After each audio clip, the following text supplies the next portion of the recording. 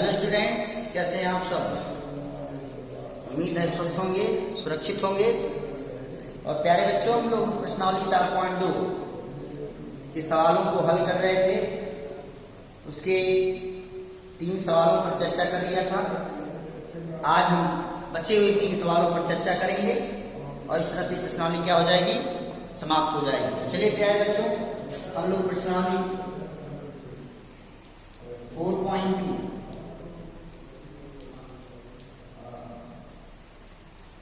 शुरू करते हैं और उस पर चर्चा करते हैं। क्या है कि पहला इसमें जो चौथा सवाल है क्या है, 2 क्रमागत धनात्मक पूर्णांक को ज्ञात कीजिए जिनके वर्गों का योग 365 हो। तो प्यारे बच्चों, इस पर हमने पहले ही चर्चा कर ली है, उस पर हमने पहले भी बात कर लिया है। पिछले एक्सरसाइज में हमने भी इस पर चर्चा की थी कि भाई जैसे 1 के बाद 2 आता है, 2 के बाद 3 आता है, ये सब धनात्मक पूर्णांक नहीं है। तो अगर कोई 2 क्रमागत धनात्मक पूर्णांक यदि आपको मानना हो तो भाई 1 में 1 जोड़ोगे तो 2 मिलेगा, 2 में 1 जोड़ोगे तो क्या मिलेगा, 3 मिलेगा, 3 में 1 जोड़ोगे तो क्या मिलेगा, 4। यानी यदि एक धनात्मक पूर्णांक x है तो दूसरा धनात्मक पूर्णांक कैसे मिलेगा, उसके आगे वाला कैसे मिलेगा, उसमें अगर हम 1 जोड़ दें तो उसके आगे वाला धनात्मक पूर्णांक आपको मिल जाएगा, हमको मिल जाएगा। क्लियर है कि नहीं क्लियर है? बात सुना नहीं आ गया तो आप लिखेंगे माना पहला धनात्मक पूर्णांक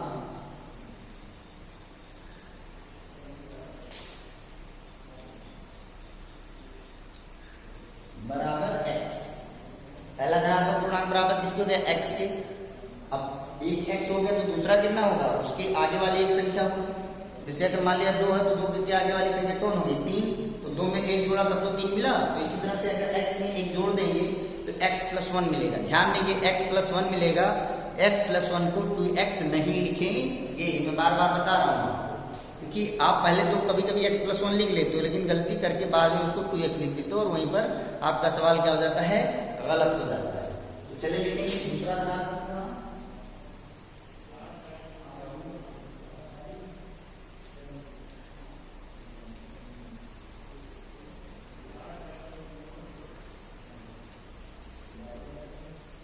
x + 1 हो गया।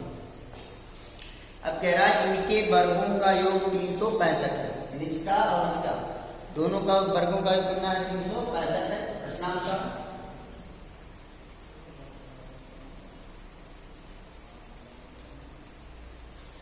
शब्दों को सुनिए, शब्दों को सुनिए।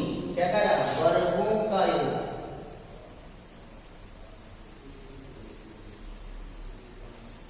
क्या लिखा, वर्गों का योग, यानी पहले वर्ग किया गया है फिर योग किया गया है।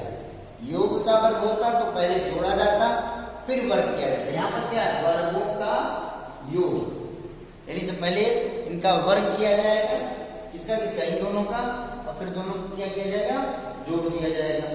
तो पहले का वर्ग क्या हो गया, पहले धनात्मक पूर्णांक x है तो x का वर्ग क्या हो गया, x² हो गया। क्लियर हुआ कि नहीं हुआ, इतनी बात हो गई। और दूसरा क्या है, x + 1 है, तो अब x + 1 का वर्ग क्या होगा, x + 1 का होल स्क्वायर। अब आपके मन में आ रहा होगा सर इसको x² + 1² ना लिख दें, तो प्यारे बच्चों ये गलत हो जाएगा, ये गलत हो जाएगा, क्योंकि बीच में कौन सा चिन्ह है, प्लस का है। और जब भी बीच में मतलब कोई चिन्ह होता है, प्लस का हो माइनस का हो, तो वहां पर होल स्क्वायर लगाते हैं, अलग अलग स्क्वायर इसको नहीं लिखेंगे। तो पहली संख्या धनात्मक पूर्णांक क्या है, x है, तो x का वर्ग क्या हो गया, x² हो गया। और दूसरा धनात्मक पूर्णांक क्या है, x + 1 है, तो इसका हो गया x + 1, यानी अब वर्ग हो गया। दोनों का वर्ग हो गया कि नहीं हो गया, पहले धनात्मक पूर्णांक का भी वर्ग हो गया, दूसरे धनात्मक पूर्णांक का भी वर्ग हो गया। अब फिर क्या लिखा हुआ, योग, वर्गों का योग, यानी वर्ग कर लिया है हमने। अब इसको क्या करेंगे, जोड़ देंगे, वर्गों का योग हो गया। अब फिर क्या लिखा हुआ है, 365 है, यानी इन दोनों का जो योग है वो 365 के बराबर है। इतनी बात क्लियर हो गई कि नहीं हो गई, इतनी बात समझ में आ गई कि नहीं आ गई। अब चलिए शुरू करते हैं यहाँ से। इसलिए का स्क्वायर, a प्लस b का होल स्क्वायर का सूत्र लगाएंगे। a प्लस b का होल स्क्वायर का सूत्र क्या है आपके पास? a square plus b square और plus 2a, a square plus b square plus 2a।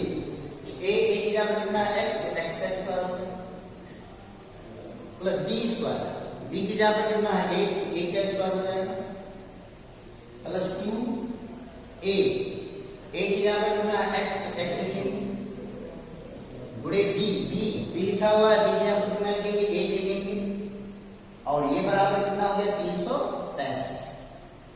इतनी बात समझ आ गई? कोई दिक्कत नहीं होगी, मुझे लगता है समझ में आ रहा होगा। अब यहां से लिख सकते हैं एक्स स्क्वायर और यहां पर भी एक्स स्क्वायर, एक्स स्क्वायर और एक्स स्क्वायर कितना हो गया? 2x square. दोनों एक ही जात के हैं, एक एक्स स्क्वायर और एक एक्स स्क्वायर, दोनों जात समान है तो दोनों क्या होंगे? जुड़ जाएंगे। एक एक्स स्क्वायर और एक एक्स स्क्वायर कितना हो गया? 2x स्क्वायर प्लस 1 का बराबर कितना हो जाएगा? 1 प्लस 2 और 1 का बराबर 2 2x हो जाएगा। क्लियर? और ये बराबर किसके हो जाएगा? 365। इतनी बात सुना है नहीं आगे? कोई दिक्कत तो नहीं होगा। अब विभाग समीकरण बनाने के लिए क्या करेंगे? इसको पक्षांतर कर लेंगे। क्या लिखेंगे? 2x स्क्वायर पहले क्या लिखा? x का 2 लिखा। अब क्या लिखेंगे? x का 3 लिखेंगे, कितना लिखा होगा? प्लस 2x प्लस 1, ये प्लस 365 इधर क्या हो जाएगा? माइनस 365, और ये बराबर किसके हो जाएगा? 0। पक्षांतर करने पर चिन्ह बदल जाता है, तो प्लस का इधर आएगा हो गया माइनस हो गया। अब दाहिने पक्ष में कुछ नहीं बचा तो क्या बचेगा? 0 बचेगा। मुझे लगता है समझ में आ गया होगा, कोई दिक्कत नहीं होगी। आगे बढ़ते हैं।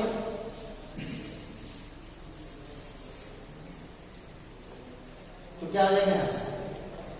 यहां से इसलिए 2x स्क्वायर प्लस 2x और ये 1 माइनस 365 ज्यादा है, इसलिए 365 में से 1 को घटाएंगे, कितना मिलेगा? 364, और ये बराबर किसके मिलेगा? 0 मिलेगा। अब देखिए यहां पर भी 2 मौजूद है, यहां पर भी 2 मौजूद है, यहां पर भी 2 मौजूद है, 2 से भाग हो सकता है और यहां पर भी 2 से भाग हो सकता है, तो 0 हो जाएगा। यानी बाएं पक्ष के प्रत्येक पद में 2 मौजूद है, दाएं पक्ष के में 2 मौजूद है, तो क्या कर सकते हैं? 2 से क्या करते हैं? दोनों पक्षों में भाग ले देंगे, कोई दिक्कत तो नहीं है। अब दूसरा तरीका है कि आप पहले 2 से कॉमन ले लीजिए, तो कॉमन लेने का कोई मतलब नहीं, कॉमन लीजिए फिर पक्षांतर कीजिए, क्या फायदा? सीधे 2 से भाग ले लीजिए, कोई दिक्कत तो नहीं है। तो यहाँ से 2 से भाग लेंगे, तो 2 से जब इसको भाग लेंगे तो कितना मिलेगा? x स्क्वायर मिलेगा। क्लियर हो गया कि नहीं हो गया? फिर यहाँ पर क्या मिलेगा? प्लस x मिलेगा। क्लियर हुआ कि नहीं हुआ? बात समझते चलेंगे।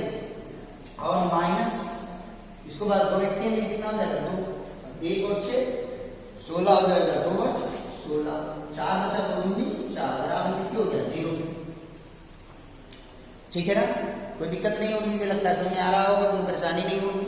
अब यहाँ से सवाल को मैं पूरा बताऊंगा, क्योंकि इसमें कई बातें हैं, इसलिए इसका कंटेंट मैं पूरा करूंगा, समझाऊंगा आपको, फिर खत्म करूंगा इस बात को। तो यहाँ पे कितना है? 1। तो सबसे पहले द्विघात समीकरण में क्या सबसे पहले और तीसरे का क्या करते हैं? गुणा करते हैं। तो 182 में 1 का जब गुणा करेंगे तो कितना आएगा? 182 आएगा, और माइनस 182 आएगा, क्योंकि यहाँ पर कौन सा चिन्ह है? प्लस का, और यहाँ पर कौन सा चिन्ह है? माइनस का। तो प्लस और माइनस का जब गुणा करेंगे तो क्या मिलेगा? माइनस मिलेगा। यानी माइनस 182 का हमको ऐसा गुणनखंड करना है कि घटाने पर बीच वाला मिले, बीच में कितना है? गिनती के रूप में कितना है? 1। तो घटा करके हमको कितना लाना है? 1 लाना है। तो चलिए शुरू करते हैं। यहाँ पर 182 लिखते हैं और 2 से काटते हैं। क्लियर हुआ कि नहीं हुआ? तो 2 9 18 और 2 1 2। तो अब यहाँ पर 2 हो गया, यहाँ पर 91 हो गया। 91 से अगर 2 को घटाएंगे तो क्या 1 प्राप्त होगा? नहीं प्राप्त होगा, इसलिए हमारा काम नहीं बना, तो हम आगे बढ़ेंगे। अब 2 से कटेगा नहीं, तो किसे काटेंगे? क्या 3 से कटेगा? नहीं कटेगा। क्या 4 से कटेगा? नहीं कटेगा, क्योंकि जब 2 से नहीं कट रहा तो 4 से कैसे कटेगा? क्या ये 5 से कटेगा? जी नहीं कटेगा, क्योंकि ना इसके अंदर 0 है ना इसके अंदर 5 है। क्या ये 6 से कटेगा? जी नहीं, जब 2 से नहीं कटा, 3 से नहीं कटा, तो 6 से कैसे कटेगा? अब चलेंगे 7 से, तो 7 से देखेंगे तो कितना हो जाएगा? 7 1 7 और 7 3 21। तो क्या देखा आपने कि यहां से क्या हो गया? 2, अगर देखिए 2 सत्ते कितना हो गया? 14, 2 सत्ते कितना हो गया? 14, तो यहाँ पर कितना है? 13, तो यहाँ पर हो गया 14 और माइनस 13। अब घटाएंगे तो 14 यानी हमारा काम बन गया, इसलिए हम आगे अब हमको हल करने इसका गुणनखंड करने की जरूरत नहीं है। अब हमको जो अभीष्ट चाहिए था वो प्राप्त हो गया, और कितना हो गया वो 14 माइनस 13 हो चुका है। इतनी बात हो गई कि नहीं हो गई? यानी एक एक्स यहाँ पर हमको क्या लिखना है, 14x माइनस 13x लिखना है। क्लियर हो गया कि नहीं हो गया? तो यहाँ से लिख सकते हैं एक की जगह यहाँ पर क्या हो गया एक्स स्क्वायर प्लस एक एक्स लिखा हुआ है, एक एक्स की जगह पर क्या लिखेगा 14x माइनस 13x। तो ब्रैकेट में क्या लिखेंगे 14x minus 13x, 14x minus 13x और माइनस 182 बराबर 0। देखिए एक्स स्क्वायर का एक्स स्क्वायर लिख दिया, यहाँ पर एक एक्स था, एक को हमको क्या लिखना था 14 माइनस 13 लिखना था। तो यहाँ पर 14 साथ में एक्स तो 14x minus 13x minus 182। Bracket क्यों लगाया? क्योंकि बीच में माइनस का चिन्ह लगा हुआ, बीच में बदलने वाला है, इसलिए हमने ब्रैकेट लगा दिया। कोई दिक्कत नहीं होगी, मुझे लगता है आपको समझ में आ रहा होगा। अब यहाँ से हम क्या लिख सकते हैं, इसलिए x square plus 14x plus और माइनस का बड़ा क्या हो गया माइनस 13x, क्लियर, और माइनस 182 और बराबर 0। क्लियर हो गया कि नहीं हो गया? बात समझ आ रही नहीं आ रही? अब देखिए इसका फायदा जो मैं दिखा रहा हूं कि अगर आप ये कर लेते हैं तो इसका फायदा क्या है, क्लियर नहीं क्लियर? अभी देखिएगा कितना फायदा है। तो यहां से जोड़ा बनाएंगे तो क्या हो गया एक्स स्क्वायर प्लस 14x एक ब्रैकेट में, और दूसरे में यहां पर क्या होगा माइनस 13x और बाहर माइनस लेने पर अंदर का चिन्ह बदल जाएगा तो कितना हो जाएगा 182, और ये बराबर किसको हो गया 0। इतनी बात समझ आएगी नहीं आएगी? मुझे लगता है कोई दिक्कत नहीं होगी। अब यहां से क्या करेंगे x कॉमन ले लेंगे, तो जब हम x कॉमन लेंगे छोटा घात कॉमन लेते हैं, यहाँ पर x घात 2 है और यहाँ पर x घात 1 है, तो छोटा घात कॉमन लेंगे। तो जब x कॉमन लेंगे तो यहाँ पर क्या मिलेगा x मिलेगा और प्लस यहाँ पर क्या मिलेगा बार क्या मिलेगा 14। अब यहाँ पर क्या हो गया यहाँ पर 13, अब यहाँ पर लेंगे आपने 13 नाम, थोड़ा सा ध्यान दीजिए इस पर। यहाँ पर 13 लिख रहा है और यहाँ पर क्या लिख रहा है 182, तो यहाँ पर 13 और यहाँ पर क्या है 182। तो बचा कितना, अगर इस 13 को ढक दो तो कितना बचा 2 से 14 बचा कि नहीं बचा, यानी यहाँ पर 14 लिख देना है। क्लियर हो गया नहीं हो गया? तो ये गुणनखंड करने का, यानी आपको भाग देने की जरूरत नहीं है, यहीं से आप लिख करके उसको लिख सकते हैं। तो जो चीज बाहर लेते हैं कॉमन लेते हैं उसी प्रत्येक पद को भाग देते हैं। तो 13 से इसको कट गया तो यहाँ पर कितना बचा x और प्लस ये कितना हो जाएगा 14। ये बात क्लियर हो गई नहीं हो गई? क्योंकि यहाँ पर हो गया भाग देंगे तो 14 मिलेगा, ये बराबर किसको हो गया 0। तो आपने देखा कि ये जो एलसीएम टाइप का फैक्टर मैंने लिखा है तो उसके दो फायदे हैं। पहली बात तो आपको गुणनखंड करने में आसानी हुई, दूसरी बात आपको कॉमन लेने में भी आसानी होगी। अब चलिए यहाँ पर क्या होगा x प्लस 14 यहाँ पर भी, x प्लस 14 यहाँ पर भी, x प्लस 14 क्या हो गया कॉमन हो गया। तो यहाँ पर क्या बचा x बचा और यहाँ माइनस 13 बचा, और ये बराबर किसकी हो गया 0। x प्लस 14 हो गया और x माइनस 13 हो गया, और ये बराबर किसकी हो गया 0। क्या है बच्चों? हम यहाँ से देखते हैं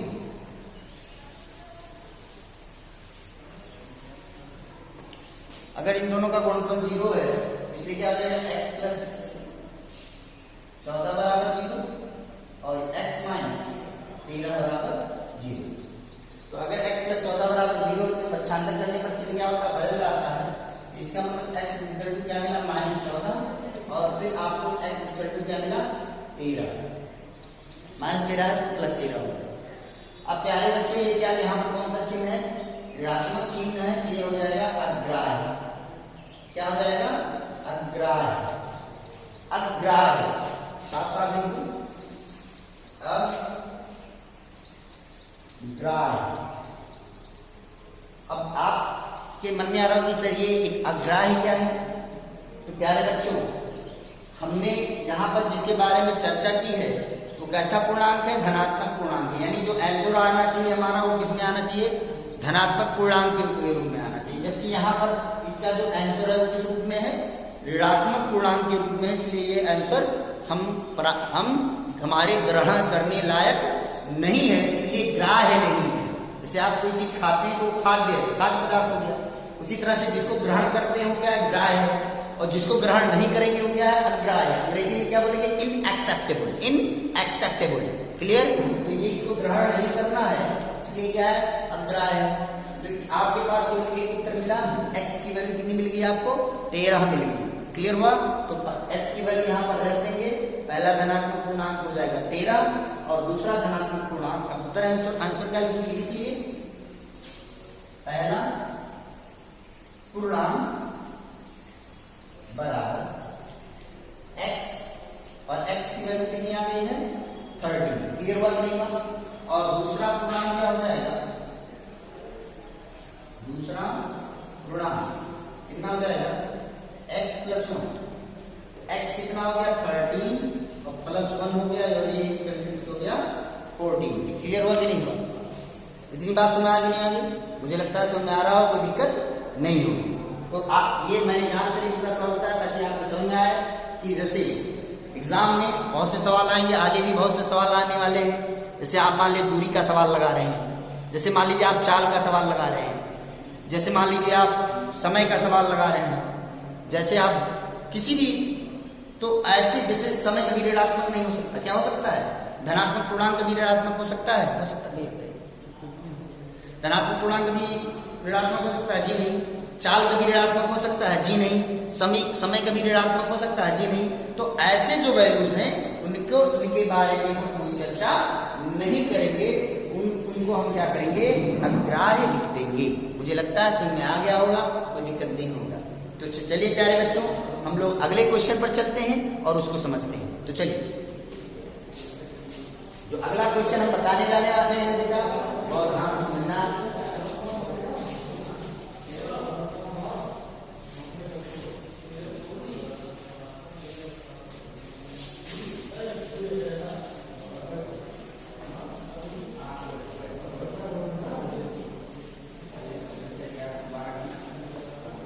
देखिए, जब भी सवाल लगाए बेटा, जितनी कल्पना मन में आ सकती है उस सब पर सोचना चाहिए।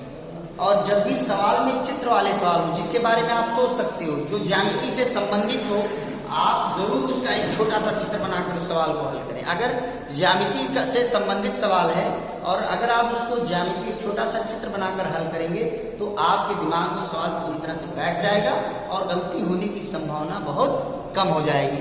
तो प्यारे बच्चों, अब हम लोग देखते हैं सवाल नंबर 5, क्वेश्चन नंबर 5।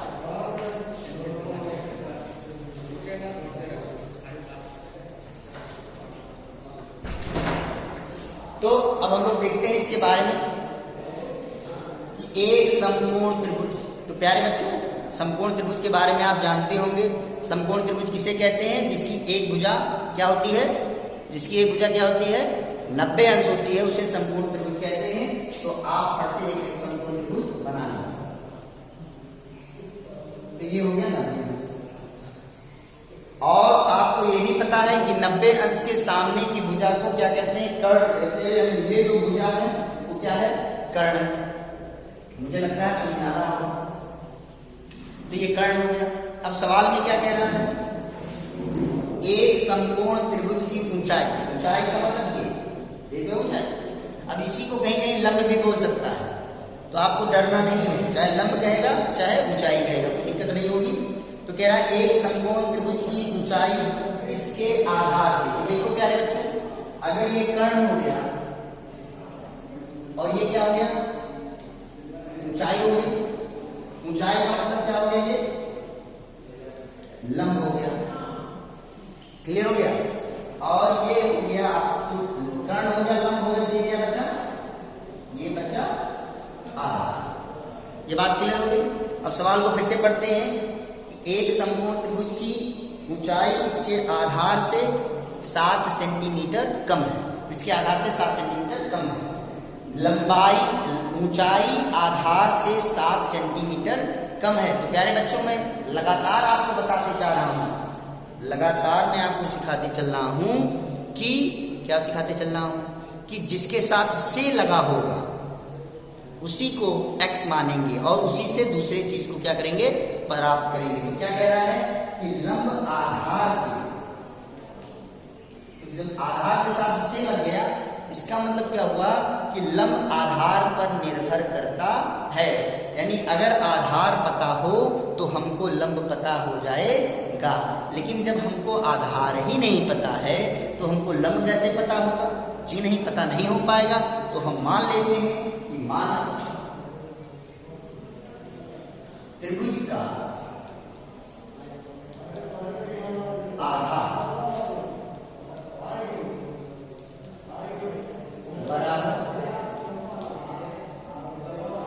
त्रिभुज का आधार हमने क्या मान लिया? x centimetre. अब क्या कह रहा है? लंब आधार से 7 सेंटीमीटर कम है। लंब या ऊंचाई, ऊंचाई इसके आधार से, चाहे लंब कहे चाहे ऊंचाई कहे, ऊंचाई इसके आधार से 7 सेंटीमीटर कम है। यानी कि अगर आधार में से हम 7 घटा दें, कम का मतलब क्या होता है? घटाने पर प्राप्त होगा। तो अगर हम आधार में से 7 सेंटीमीटर कम कर दें तो हमको लंब मिल जाएगा या ऊंचाई मिल जाएगी। लिखेंगे लंब बराबर x माइनस 7 सेंटीमीटर। क्लियर हो गया बच्चे? यानी ये हो गया आपका, अब कंडीशन जो बना क्या होगा? ये आपका हो गया x सेंटीमीटर और ये जो हो गया आपका हो गया x माइनस 7 सेंटीमीटर। क्लियर हो गया? ठीक। अब कह रहा है इसका कर्ण 13 सेंटीमीटर है। यानी ये क्या है? 13 सेंटीमीटर, ये 13 सेंटीमीटर। तो प्यारे बच्चों, समकोण त्रिभुज में ये दिया हुआ है, ये दिया हुआ है, ये दिया हुआ है। अब हमको हल करना है इसको, यानी x का मान निकालना है। तो और कोई रास्ता इसमें दिख रहा है? केवल एक ही इस त्रिभुज की स्पेशलिटी क्या है, विशेषता क्या है कि एक ऐसा त्रिभुज है, समकोण त्रिभुज है। और जब इसने बोल दिया कि समकोण त्रिभुज है तो हमको सोचना पड़ेगा कि जब इसने समकोण त्रिभुज कहा तो कोई ना कोई खास बात होगी। जी हाँ, हम समकोण त्रिभुज के लिए पाइथागोरस प्रमेय लगा सकते हैं। और पाइथागोरस प्रमेय के अनुसार लंब और का वर्ग और कर्ण का वर्ग बराबर, लंब का वर्ग धन आधार का वर्ग बराबर किसके होता है? कर्ण के वर्ग के बराबर होता है।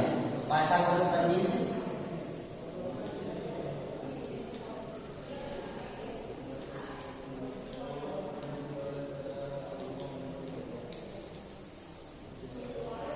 पाइथागोरस प्रमेय से लंब का वर्ग प्लस आधार का वर्ग, लंब का वर्ग प्लस आधार का वर्ग बराबर। क्लियर हो गया? अब लंब कितना है? x minus 7। तो ये क्या हो गया? x माइनस 7 का